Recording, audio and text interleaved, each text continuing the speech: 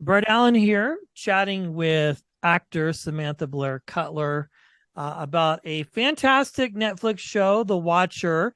7 episodes are now available to stream. I have to say, if you have not watched this yet, uh, buckle up because it is one heck of a ride. And we're chatting with Samantha, who is in this story within a story, which is based on a true story. And we'll stop there. Samantha, thanks for your time. Thank you so much for having me. I'm happy to be here. Yeah. So, there's probably some people who haven't watched this yet, but essentially, this is a story about a house in New Jersey that goes through multiple buyers who has a problem with stalking, to say the least. And you play a character of a family who lived in the house, and we'll just kind of leave it there. But I don't want to spoil it too much. But what was your familiarity, say that 2 times fast, with the actual story when being cast and sort of auditioning for the role?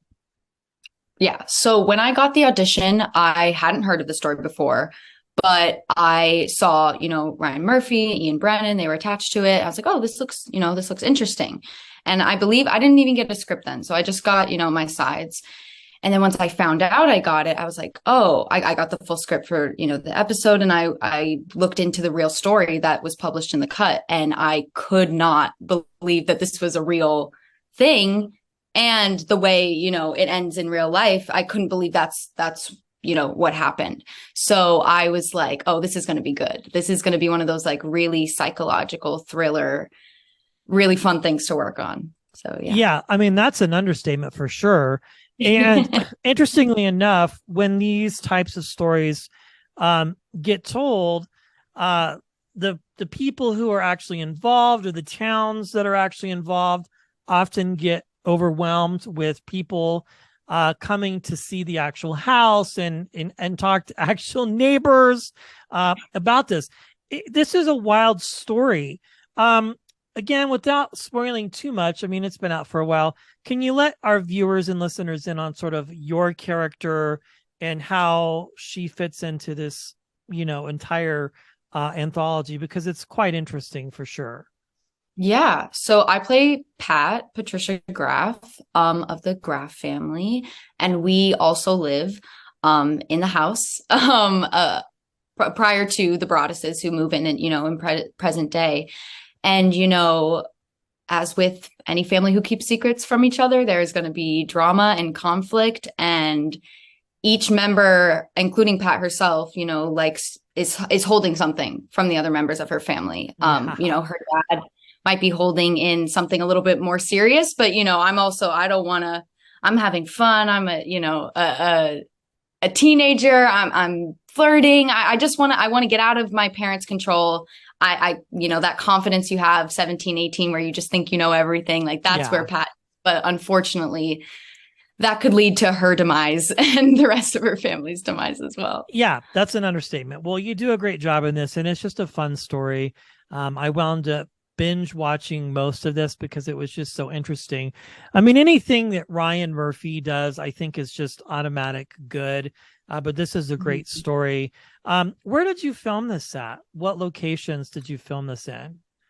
So what's interesting is, my first part of time on set, because it was kind of spread out over a couple months, was we were in upstate, like Rye, New York area. Okay. And we actually got to film at this house that they've chosen to be the house in the show.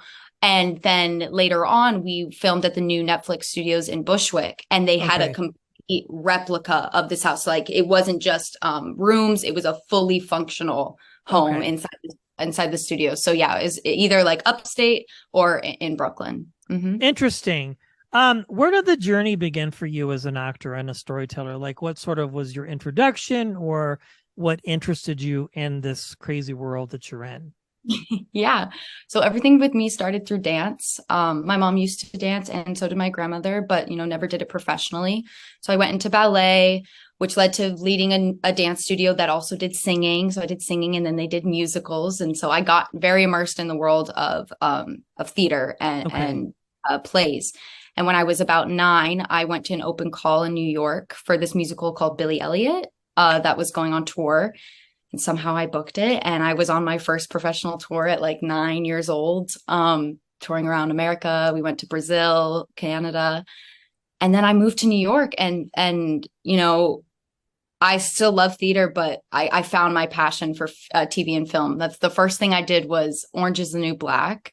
Oh And yeah. I was directed by Jodie Foster. So have that be my first experience in the film and TV world was quite insane and definitely made me want to keep pursuing this for the rest of my life. Yeah, I was going to talk to you about that. That was like towards the beginning of the season or the series when Mm-hmm. she directed, right? Like with like the first few episodes. Yeah, it was season 2, episode 1. Okay. Mm-hmm. How was your experience on that show? Because that's another great Netflix hit and sort of set the pace for online streaming and binging. Yeah, because when you think about it, it was like Orange is the New Black and House of Cards were like the Netflix shows, right? And so Yeah.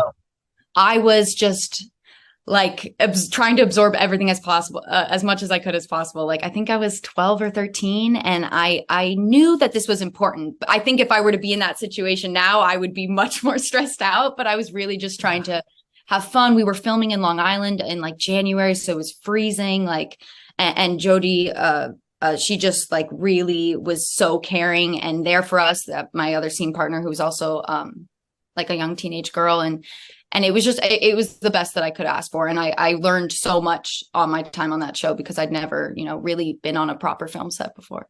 Wow. And here you are in this great 7-episode run, The Watcher, which is available now to stream on Netflix. If you're watching and listening and have not seen this yet, I highly recommend it. It's an easy watch. It's just so good, and you can tune in to find out what happens with Samantha's character. I'm not going to say anything, but it's good. Very good work. Congratulations. Samantha, thank you so much for hanging out today. I appreciate it. Thank you so much. I really enjoyed talking to you.